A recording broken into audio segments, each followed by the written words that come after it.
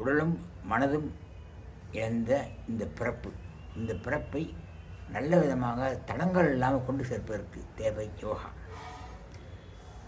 யோகக்கலை என்பது பதஞ்சலி முனிவர் அருளியது. அடியேன் கடந்த ஒரு 25 ஆண்டுகளாக யோகத்தை செய்து கொண்டு வருகிறேன். இடையில பிராணாயாமத்தையும் கற்றுக்கொண்டேன். இந்த யோகா என்பது உடலுக்கு உள்ளே இருக்கக்கூடிய உருவாகக்கூடிய நோய்களை குணப்படுத்துவது ஒன்று.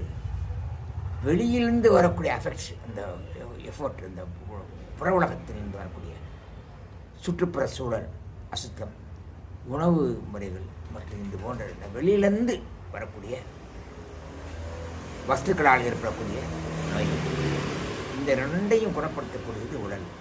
சரி, இதில் மனசுக்கு என்ன பங்கு?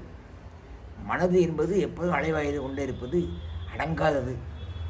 மனிதனை பல்வேறு ஆசைகளில் இச்சைகளில் இழுத்து சென்று தள்ளி விட்டு மனிதனை வேடிக்கை பார்ப்பது இந்த மனதோட வேலை. அப்போ மனதை கட்டுப்படுத்தி ஒழுங்குபடுத்துவதற்கு இந்த தசைநார்களாகிய உடலின் தசைநார்கள் இயக்கப்படுவதில் மனம் அடங்கி விடுகிறது. மனம் அடங்குவதற்கு யோகா தான் மிகச்சிறந்த ஒரு பயிற்சி. சரி, உடலால் நோய் இல்லாமல் ஆரோக்கியம் வரணும். மனதில் என்ன? மனதுக்குன்னா இந்த உடலுக்கு முதுமை வருது, எதிர்பாராத பாதிப்புகள் வரும். என்னதான் யோகா பண்ணணும், தலைக்கு விழுதெல்லாம் ஒரு ஆக்சிடெண்ட் ஆகலாம். எது வந்தாலும் கொஞ்சம் சேஃப்டியாக நம்மளை அதை காப்பாற்றி கொடுக்கும். அந்த நிலையில் மனதுக்கு தேவை ஒரு அப்பாற்பட்ட மேம்பட்ட ஒரு இறைசக்தி நமக்கு தேவை. அது என்ன மேம்பட்ட இறைசக்தி? இறைசக்தி.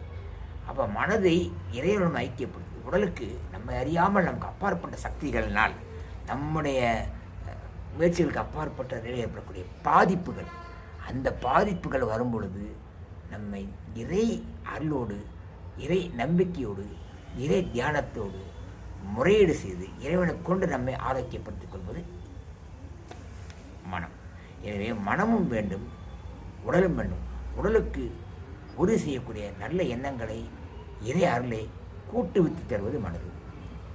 அந்த இறை அருளுக்கு மனதை பக்குவப்படுத்துவதற்கு இந்த யோகா மிகவும் உதவிகரமாக இருக்கு. லைக் பண்ணுங்கள், சப்ஸ்கிரைப் பண்ணுங்கள். பிடித்திருந்தால்